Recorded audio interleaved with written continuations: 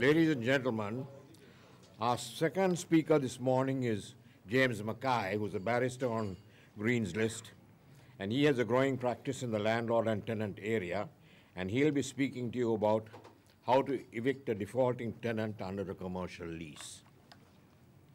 Thank you, Nimal, and good morning, everybody.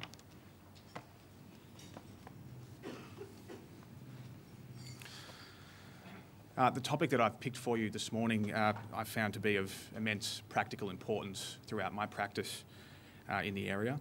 The first and foremost reason for that, obviously, is that evictions are very, very common.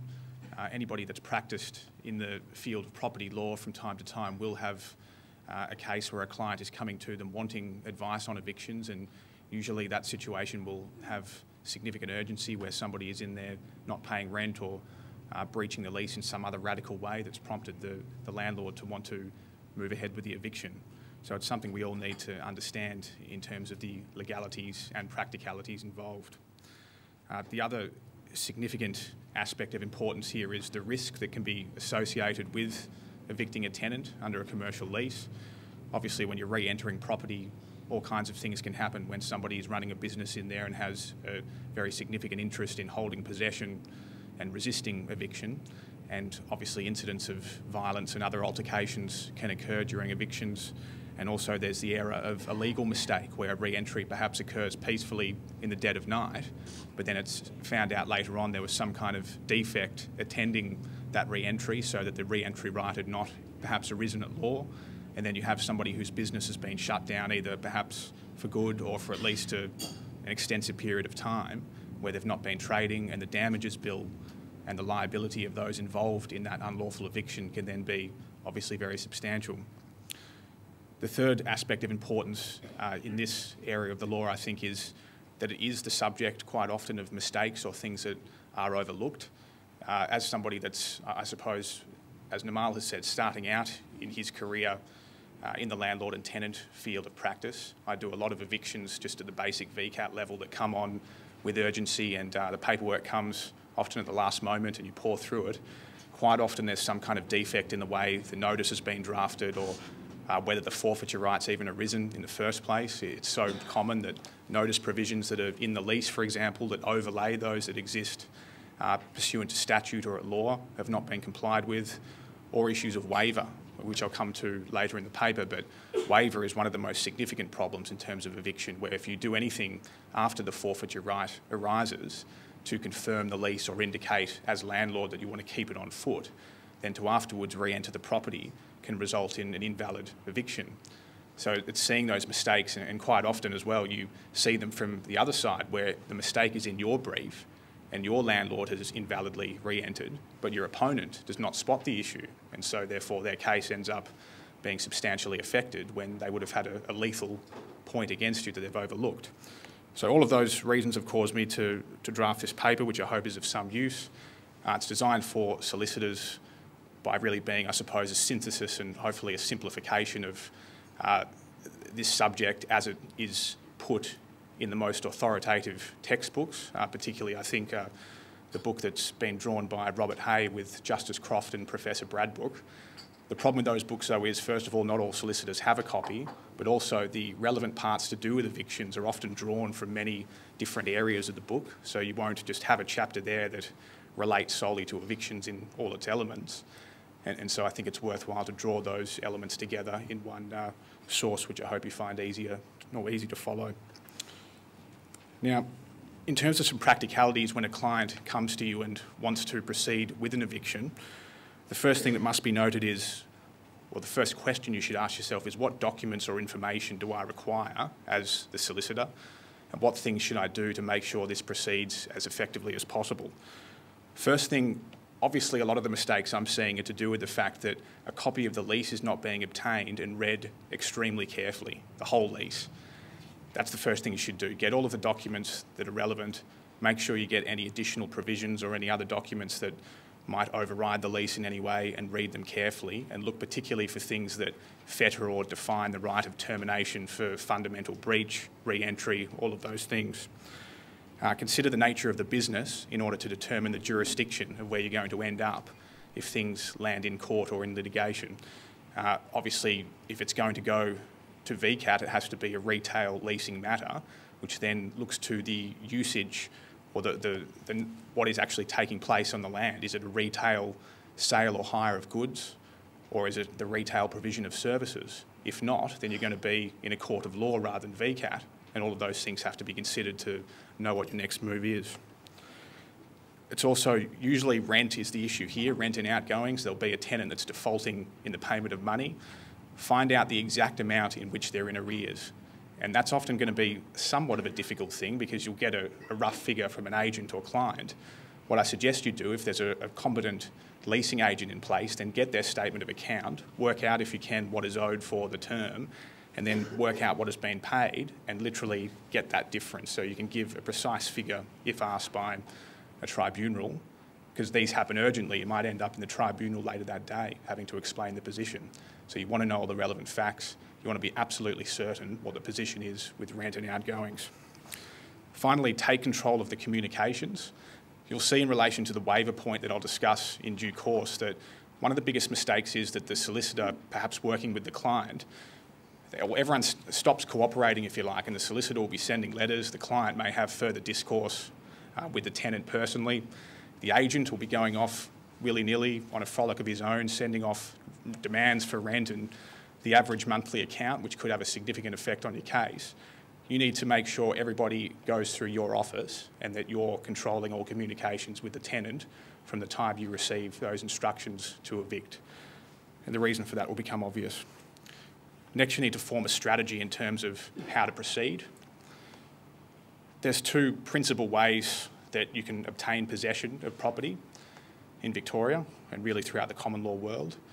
Physical re-entry is something that is definitely permitted by our law. So I'll be discussing that in more detail, but if there's any doubt in your mind about the legalities of entering the property, and sometimes by force, which I'll come to, then you shouldn't have that doubt.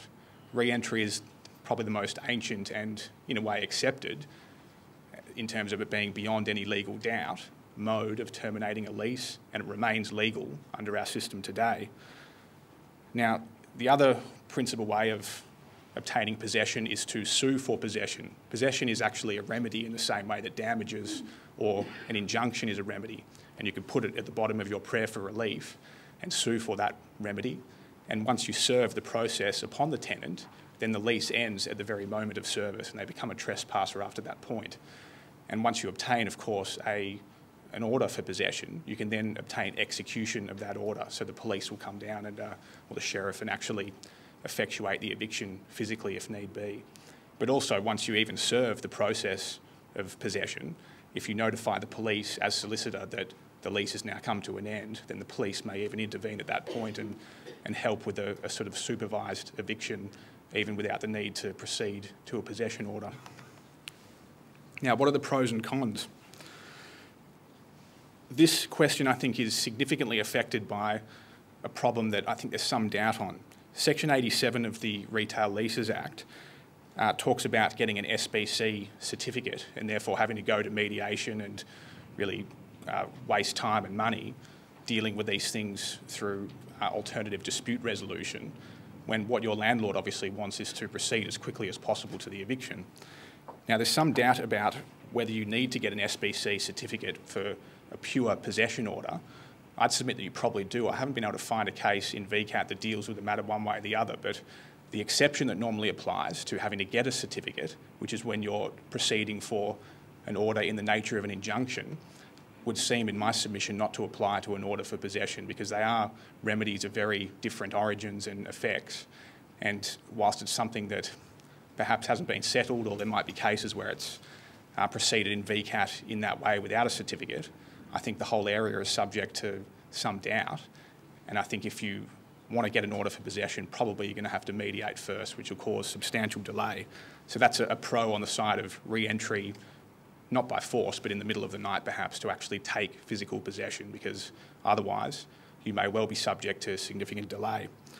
Costs also is an issue. It used to be perhaps in the Supreme Court that you'd want to proceed by way of a possession application, knowing that you'd get costs if you were successful, but under Section 92, of course, if it's a retail premises, retail lease, then you're not going to have that right in almost all circumstances. And so doing anything you can to minimise the process of court or tribunal involvement therefore minimises costs, which is another advantage of re-entry in that way, or actual re-entry. You can manage the risks, of course, if you go in perhaps when the business is closed with a locksmith and effectuate a re-entry in that way, then you can minimise the chance of any violent altercations at the premises.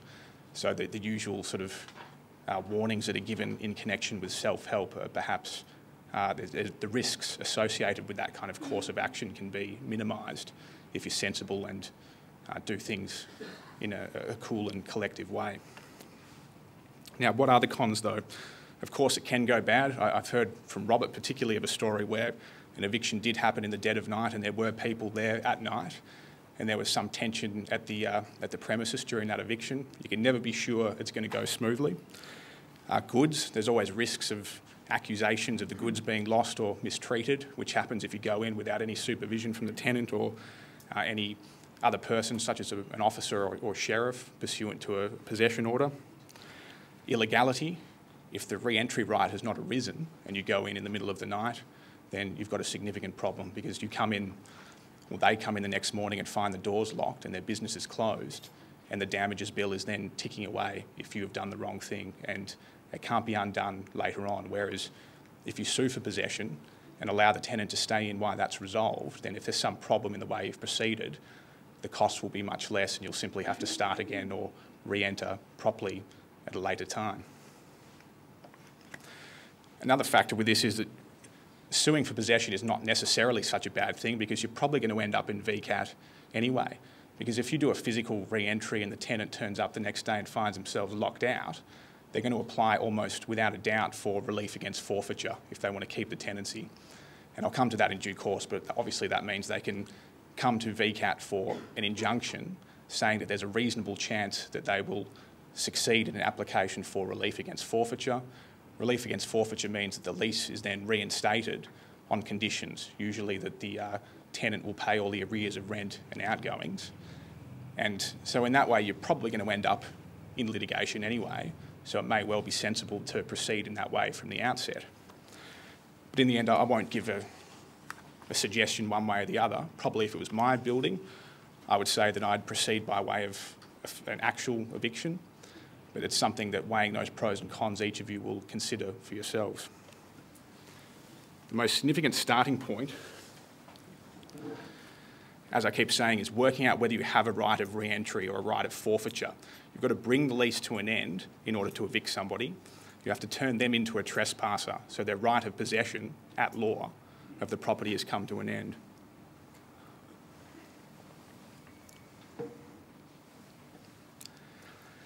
Now, the law becomes difficult in the area of evictions when you look at the legal basis upon which to end a lease. Often those legal bases do no more than tell us the act or the conduct that brings an end to a lease. So to try and make this as simple as I can, what I've done is dispense with the legalities first and then start with the kind of ways that have been held in various contexts with various legal bases to support a termination or a forfeiture of the lease. And bear in mind, these won't always overlap. For example, if you use repudiation, you might have different means of actually bringing an end to a lease than if you use a proviso for re-entry. All of those are subtly different. I'll come to what they all mean and how they differ in due course. But what we're really talking about is what act has to take place from you or your client or their agent to bring an end to that lease and constitute that tenant a trespasser so they can be lawfully evicted. Now, the first is repudiation and fundamental breach are doctrines that are now coming to the fore due to recent High Court and Court of Appeal cases that have radically changed the law of property and melded it with the law of contract to a large degree. Repudiation and fundamental breach are contractual doctrines that say that if there's really a radical or very fundamental breach of a contract, then the opposing side can put an end to the contract, and they do that simply by notifying the other side in whatever way they see fit that they're exercising their right to treat the deal as at an end. So in cases where that applies without any fetter under the terms of the lease, a right of repudiation or fundamental breach can give very straightforward rights of termination. You can simply I don't see why it can't happen by way of email or telephone call or any other informal means that would never have sufficed under the classical law of property. So I'll discuss those doctrines further in a moment, but we're at a point now where in certain cases with certain leases we could get very, very informal modes of termination that we've never seen before. But the much more common way is to actually either retake possession, as I've said. That's the classical way to re-enter under a proviso for re-entry. Or the other way you can re-enter under such a proviso is to make a demand for immediate possession at the premises.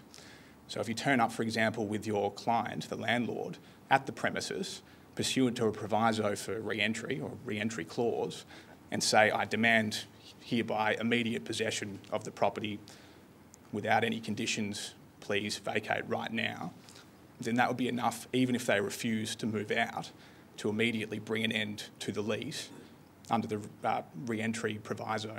So in other words, the word re-entry in a lease is not always construed as being something that requires physical re-entry and exclusion of the tenant. The law has softened its stance in construing that word to not tempt a landlord to be too forceful or too drastic, so that re-entry can occur by lesser means of mere demands. Even going less than a mere oral demand, it's been also held in certain circumstances that affixing notices to the property can amount to an re-entry if it's done in ways that are absolutely clear there's an immediate demand for possession that is being made at the property. Of course, the last means is, as I said before, the service of process of a writ of possession or some kind of action in VCAT or in a court seeking possession of the property. So we have all those different means. That's the starting point. We have potentially, in some extreme cases, oral termination or email and all those things pursuant to contract law. We've got actual dispossession. We've got a demand for possession at the property, being re-entry, and we have service of the process. So the actual legal doctrines then come in and dictate to us which of those courses we're supposed to take in a given circumstance. Now, the first and most obvious and most really ancient means of bringing an end to a lease is a proviso for re-entry, a re-entry clause. So any clause in a lease that seems to be hinging the right to bring a lease to an end on the physical repossession of the property, whether it uses the word re-entry or not, is likely to be construed by the courts as a re-entry clause. The cardinal rule seems to be, according to the textbooks, that you ought to read every re-entry clause according to its own terms and you ought to do what it says in the clause to bring an end to the lease. However, that rule seems to have been honoured in the breach. As I said, the phrase re-entry to me implies physically going into the land. So if I was a sort of layperson that was given a copy of a lease that said the landlord can terminate the lease by re-entering and taking possession of the property, I'd assume that that required a physical entry and a dispossession. But the courts, as I said, have had a policy of trying to minimise these violent altercations at the premises. So they read down the word re-entry, and there's been a significant watering down of that concept to the point where we now allow immediate demands for possession, notices to be affixed to the property, things of that nature. So the landlord is showing a clear intention to attempt to take immediate possession, but he need not actually succeed in obtaining immediate possession to succeed in re-entering.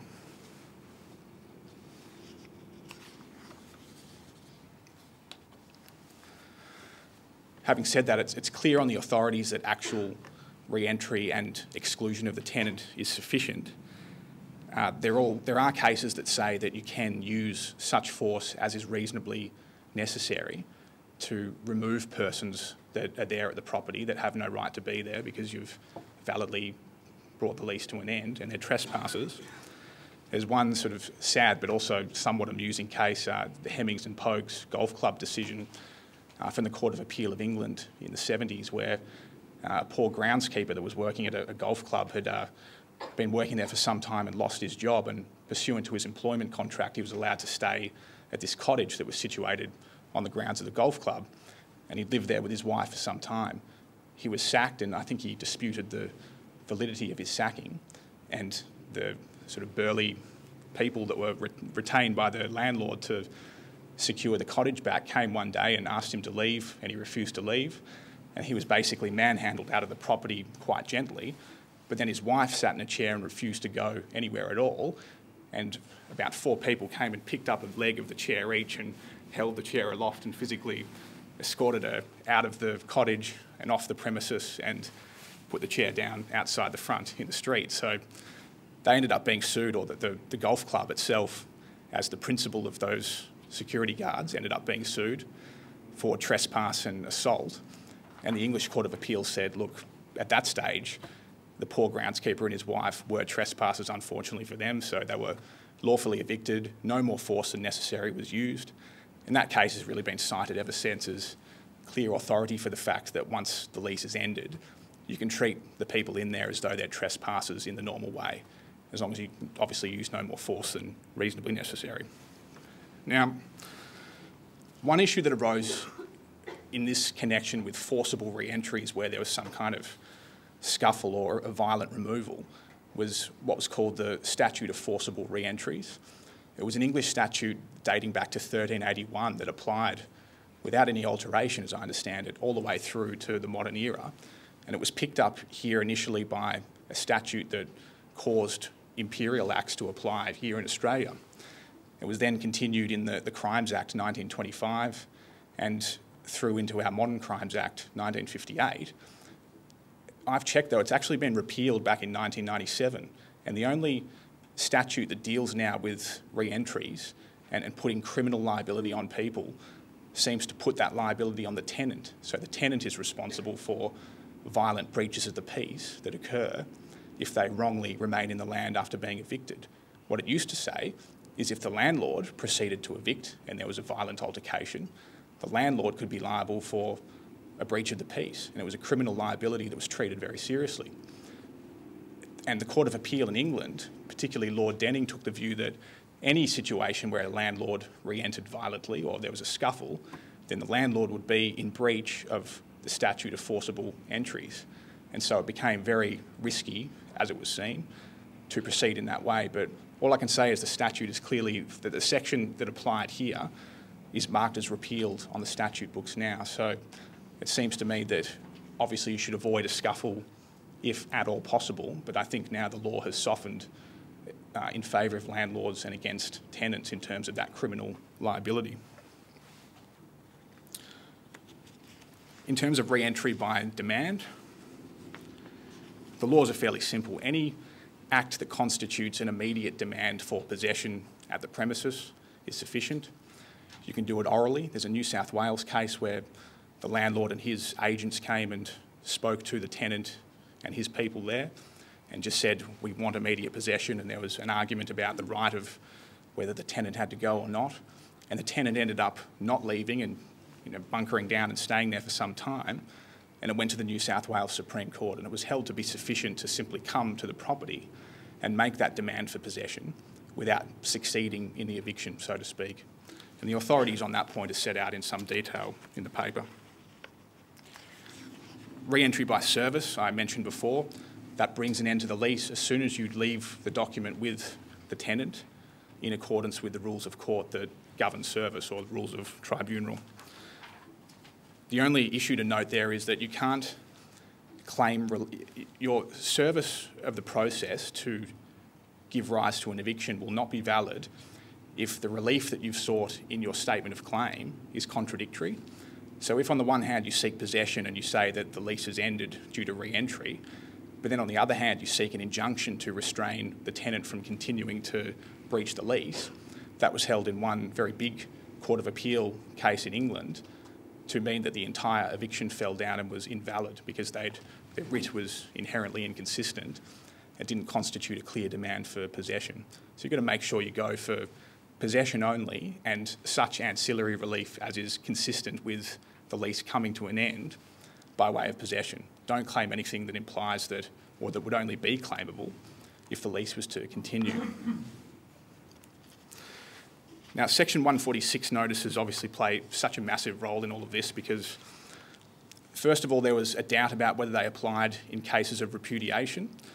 In fact, the Court of Appeal in a case called Apriaden and Seacrest found that on the legislation as it stood back in 2005 or slightly before, the repudiation by the tenant would not warrant the service of a 146 notice. That has now been changed by Parliament, who's specifically amended Section 146 to state quite clearly that repudiation also will warrant the service of such a notice. So really, in all cases, but for the exceptions I'm about to mention, if you want to forfeit a lease, no matter how the right arises, really, then you have to serve one of these notices and you have to get it right. Otherwise, you'll have a problem. Now, what are the exceptions? This is a huge problem. Some people don't seem to realise that you don't have to do the notice if you're proceeding only on the basis of non-payment of rent. The other problem is, though, as far as I understand it, you can't, if you want to claim the rent exception and you want to re-enter without serving a notice, then you can't also rely on the fact that there's outgoings or other breaches that are also existent at that time. If you want to proceed on the basis of a re-entry without serving the notice, then your sole ground for doing so is for non-payment of rent, and that's found at subsection 12 of section 146 of the Property Law Act.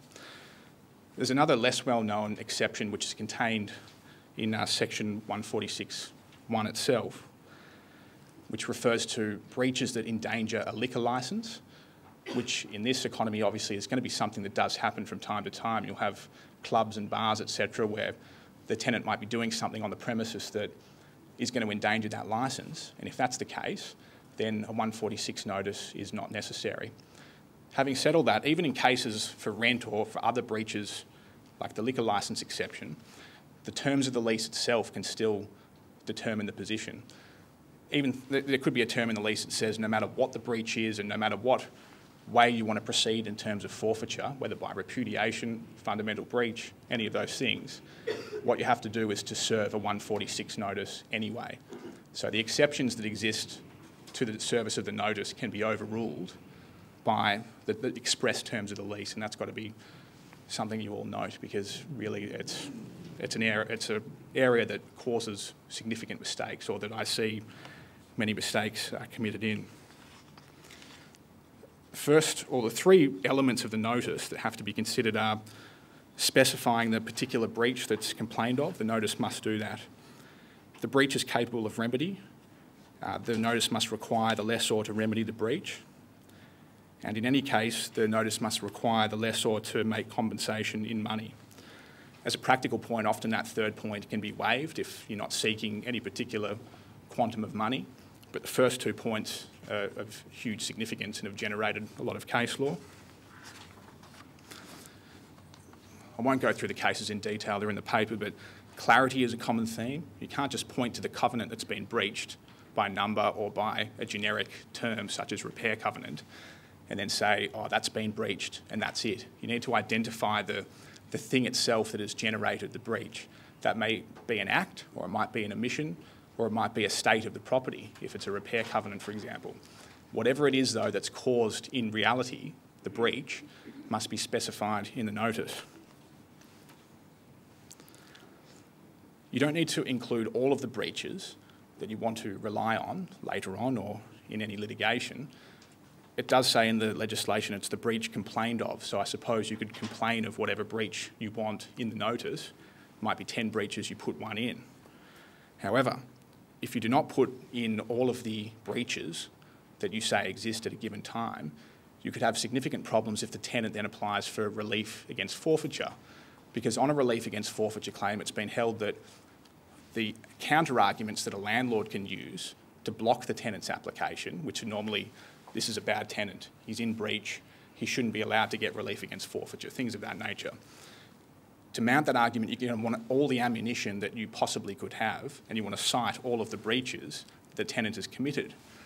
For some reason I can't really detect, I must say, the courts are quite strict on this. They say unless there's exceptional circumstances on an equitable claim for relief against forfeiture, the court or the tribunal will not look at breaches by the tenant in terms of assessing whether to grant the order that are not in the section 146 notice unless there's special circumstances. And that proviso doesn't seem to come into play very often, which for an equitable remedy, it does surprise me, but that's certainly the law these days. The other problem is the breach remediable? That has a significant impact and often raises questions. You'll recall that the legislation says that if the breach can be remedied, then you must ask the tenant to remedy it. So that immediately gives rise to the question of what breaches can and cannot be remedied. Obviously, if it's a continuing breach that it arises from day to day by some act, omission or state of affairs to do with the property, then you can remedy it by simply ending that state of affairs. But the more difficult cases arise in what are called once and for all breaches. For example, if somebody becomes bankrupt or insolvent as a tenant, then how can you really remedy that? You can get yourself perhaps out of bankruptcy or annul the bankruptcy or get out of the insolvency, but it's still a once and for all breach. The breach occurred at the very moment the initial insolvency occurred or arose and cannot be really changed in a sense by later conduct. So the courts have been grappling with that, and to summarise, all the paper contains the relevant case law, but to summarise, it's really this. It used to be that these once and for all breaches were creating a significant problem, and it was held at times that once and for all breaches could not be remedied, particularly in cases of assignment or subletting, and that's probably still the law today within that specific area. But generally speaking, the courts now take a more practical or a view of substance over form, and they say that as long as the mischief that took place by virtue of the initial breach can be remedied by some conduct, then it's treated as a breach that can be remedied. So, for example, I suppose the bankruptcy example is a good one. If there's a breach by the tenant because he becomes a bankrupt and then somehow he gets the bankruptcy annulled almost immediately because there's been some mistake, then you could say that even though there's a once and for all breach that cannot, in theory, be ever removed, he's removed the mischief caused by the breach by removing the bankruptcy, and so therefore the breach can be remedied in that sense. Thanks. There's some other issues there in terms of 146 with time and the specification of time in the notice. I'd instruct you to have a look at that. That's quite an important issue, and there's some surprises there perhaps in the law that are not evident from the legislation. I'll just deal very quickly with waiver because I've got an issue here with time. Waiver is a very significant problem in these evictions because the landlord, as I said before, is not allowed to do anything that indicates that the lease is to continue or is only consistent with the continuation of the lease once the right of forfeiture arises. You'll have a look in the paper about how this all works, but really the problem here comes with demands for rental. When you've got a tenant that might be 3 months in arrears and then the agent sends the usual statement of account at the end of the month demanding the rent that's outstanding and then the rent for the coming month, you lose your right to re-enter in many, many cases. And often it's quite a difficult mathematical exercise to kind of work through and to work out whether a waiver has occurred of a particular re-entry right for a particular month. But I advise you to read that part of the paper particularly very carefully and make sure in all cases when you're acting for a landlord that you make sure that there's no document that's been sent that constitutes a waiver. And if you're acting for the tenant and the evictions occur, then you want to get all of those documents from the leasing agent. Any document that goes to rent or that constitute a demand for rent, all that has to happen is that document's been sent to the tenant at some stage, and you may have a very significant loophole, if you like, to block the eviction and to treat it as being illegal. Very quickly, there's also a section here about equitable set-off. There's been an important decision from the full federal court that's changed the law to some degree, or at least clarified aspects of that law that are quite important. Also, relief against forfeiture. There's some discussion at the back of the paper about the requirements for that remedy. And the important point there is to tell your landlord that he's still likely to end up in court or in the tribunal fighting it out on an eviction, even if everything goes smoothly, because the tenant will likely seek to have the lease reinstated pursuant to the equitable doctrine of relief against forfeiture. Thank you very much.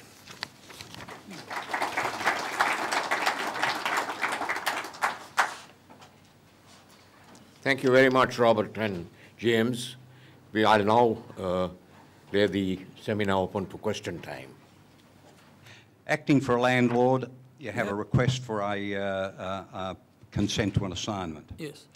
The lease itself provides for maybe typically 1 or 2 months security.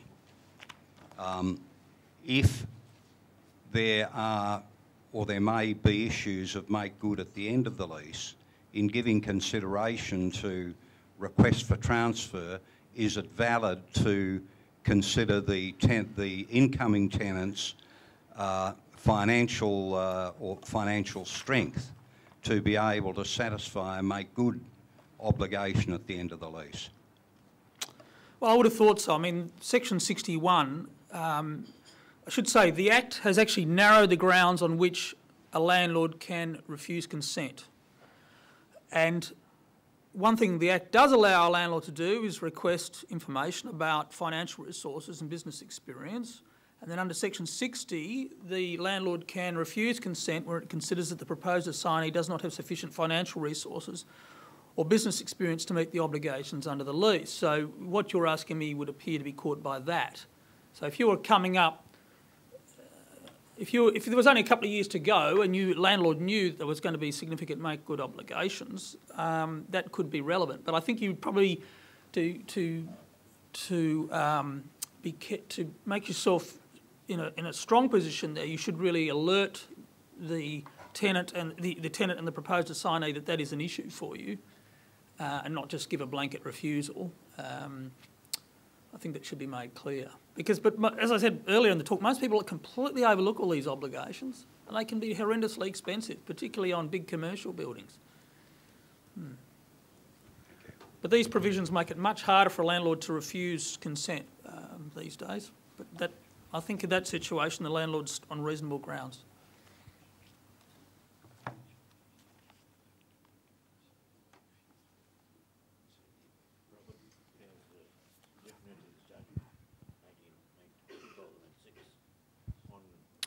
Thanks, Robert. Daniel Cole from Beck Legal.